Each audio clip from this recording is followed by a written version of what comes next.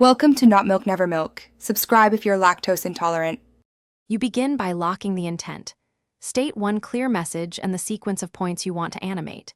Next, gather assets, images, SVG, fonts, any 1080p video or voiceover, so you won't interrupt flow. Once done, set slide size to 16:9 and apply a master layout and color palette. This prevents inconsistent sizing later. Make sure to name layers or groups logically. That organization saves time when you add motion and rehearse timing. Now you assemble the motion. Apply simple entrance plus motion path to each object and avoid more than 2 effects per element to keep attention. Then adjust durations. Start with 0.5 to 1.2 seconds for entrances and add staggered delays to create rhythm.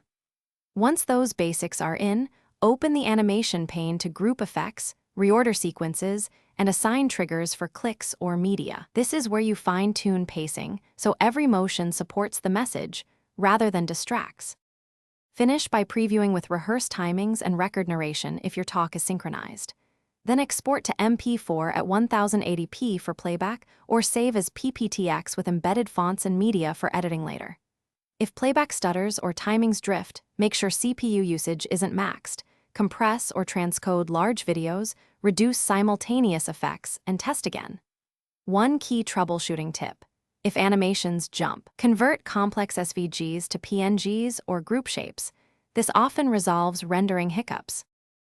Thanks for watching. If this was helpful, leave a like and consider subscribing. See you next time.